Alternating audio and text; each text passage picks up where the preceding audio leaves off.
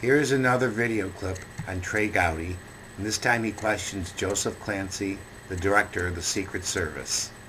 Thank you. Now recognize the gentleman from South Carolina, Mr. Gowdy, for 5 minutes. Thank you, Mr. Chairman. Director Clancy, do you believe Congress has a constitutional right to provide oversight over the Secret Service? Yes, sir. Do you believe that Chairman Chaffetz and Ranking Members Cummings are motivated solely by a desire to see what is best for the President and for the agency itself? Yes, sir. With those two thoughts in mind, does this committee have every single bit of video footage available from that evening? I'm sorry, sir. Does this committee have all available video footage from that evening? It does not, sir. Why not? Sir, we have provided that footage, video that we have to this committee. All of it? We have shown 2 clips. We have not shown all of it. That's not my question, Director. You just said that Congress has a constitutional responsibility to provide oversight. Yep. You just agreed with me that Ranking Member Cummings and Chairman Chaffetz have the best interests of the President and the agency in mind. So why wouldn't you not turn over all video footage to this committee? Congressman, we will show all video at any time, day or night, that this committee would like to review the footage that we have. We have done that. In fact, the chairman was the first, I believe, to see this video before we show. With all due respect, that's not true. Go ahead, Mr. Gowdy. No, I would Chairman, want. I'd like to just correct it. If I have to correct the record, I'd like to correct it. I would like to yield to the gentleman from Utah because I was under the misapprehension, apparently, that this committee was not in possession of all available video from that night. That's correct. They are not in possession of the video, but we did allow the chairman to view the video. You've shown us less than 1 minute of video. Yes. Yes, sir. Well, back to my question. Will you make all available video? And I say available because we're going to get in a second to the fact that all of it was not preserved. Will you make all available video available to this committee? We will make all video available to this committee for your review at any time, day or night.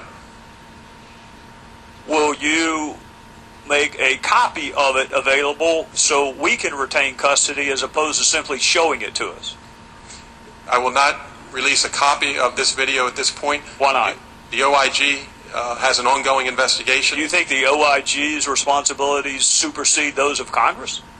Sir, I know that they have an ongoing investigation. Well, can't you have simultaneous ongoing investigations? Why can't Congress provide oversight while the IG is investigating? Why do you have to pick and choose? Sir, again, I think we have one initial investigation from the OIG, and we've given them the film to look at. But you understand the responsibility of the IG is very different from the responsibility of Congress. Congress determines funding, among other things. The IG does not. So those two are not exclusive. Why can't Congress investigate what's in its jurisdiction while the IG does what's in its jurisdiction?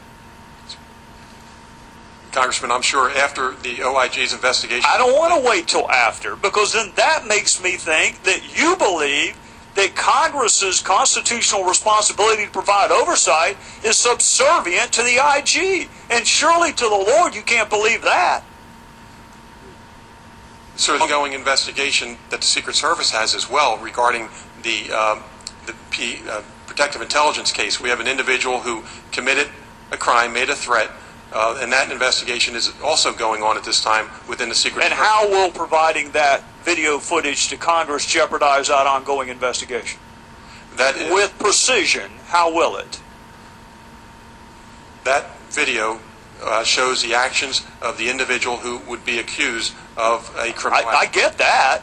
My question is, how will providing that to Mr. Cummings and Mr. Chaffetz jeopardize an ongoing investigation? Well, again... With specificity. I am happy to show that video all day and be available at all hours of the day and night to show that video, but at this point we cannot release that video. All right, that's the video that is available. The video that is not available, will you agree with me that there are at least 2 potential crime scenes at play on the evening of March 4th? At least 2. There's an assault on an officer and there's a suspicious package. That's correct. All right, why would the video not be preserved as part of that ongoing investigation that you just cited as the reason you can't give the video to Congress? Why wouldn't you preserve it? The process, my understanding of the process is that the watch commander on site relays back the incident that he is the incident commander for, and he calls back to our Joint Operations Center and says, we do have an incident here, we have a suspicious package, preserve the video from this incident. Director, I'm out of time, but I want you to consider for just a moment the dueling narratives that you had just portrayed. Sir. Number one, we're not going to give the video that does exist to Congress because its investigation is subservient to the IG investigation. That's narrative number one. And narrative number two is you're not even going to preserve video that could be used in a investigation of two potential crimes. Did I hear that right? Well, we did preserve the video, the footage from the incident as those in the Joint Operations Center viewed it. Well, right, but are you familiar with... The gentleman's time has expired. Well, some of my time was taken by the chairman, but that is the chairman's prerogative, and I would, of course, not ask for any more. And the chairman obviously made the right rule, so... I yield back.